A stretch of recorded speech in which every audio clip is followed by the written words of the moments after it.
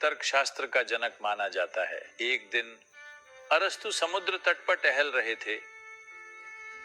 एक शानदार सूर्यास्त हो रहा था, लेकिन अरस्तु के पास ऐसी मामूली चीजों के लिए बिल्कुल भी समय नहीं था जो रोज होती है।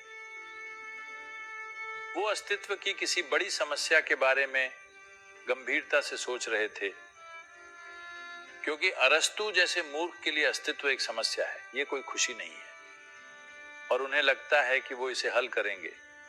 तो गंभीरता से सोचते हुए वो समुद्र किनारे इधर उधर टहल रहे थे।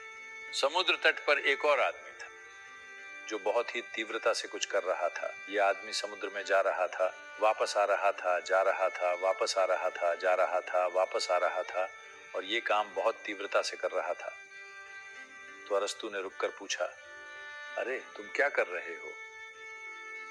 उस आदमी ने कहा, मुझे परेशान मत करो, मैं कुछ बहुत जरूरी काम कर रहा हूं। समुद्र तट पर उसके पास एक गड्ढा था। उसने कहा, मैं इस गड्ढे में समुद्र को खाली कर रहा हूं। और उसके हाथ में एक छोटा चम्मच था। क्या तुम जानते हो कि यह समुद्र कितना विशाल है? तुम इस छोटे से गड्ढे में समुद्र को कैसे खाली कर सकते हो, और वो भी एक छोटे से चम्मच से? कम से कम अगर तुम्हारे पास एक बाल्टी होती तो कुछ संभावना बनती। उस आदमी ने अरस्तु की ओर देखा, चम्मच नीचे फेंका और कहा, मेरा काम पूरा हो चुका है। क्या मतलब कि ये पूरा हो चुका है? समुद्र के खाली होने की बात तो भूल जाओ, गड्ढा भी नहीं भरा है, तुम कैसे कह सकते हो कि तुम्हारा काम पूरा हो गया? वो आदमी हेराक्लीटस था। हेराक्लीटस खड़ा हुआ और बोला, मैं एक छोटे चम्मच से इस समुद्र को इस गड्ढे में खाली करने की कोशिश कर रहा हूं, और तुम मुझसे कह रहे हो कि यह हास्यास्पद है, पागलपन है, इसे छोड़ दो। तुम क्या करने की कोशिश कर रहे हो?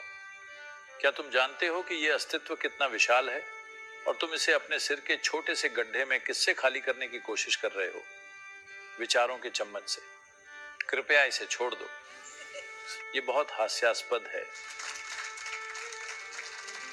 क्योंकि अगर आप जीवन के अनुभव से जुड़े आयामों को जानना चाहते हैं, तो आप इसे अपने तुच्छ विचारों से कभी नहीं जान पाएंगे। मैं आपके विचार को तुच्छ इसलिए कह रहा हूं क्योंकि इससे कोई फर्क नहीं पड़ता कि आप कैसे सोचते हैं, ये फिर भी तुच्छ ही है। आप समझे? अगर आपके पास आइंस्टीन का दिमाग है तो भी ये एक छोटा विचार है, क्योंकि विचार अस्तित्व से बड़ा नहीं हो सकता। अगर आप जीवन को उसकी विशालता में जानना चाहते हैं तो आपको अपने विचारों से ज्यादा, तर्क से ज्यादा और अपनी बुद्धि से कुछ ज्यादा चाहिए।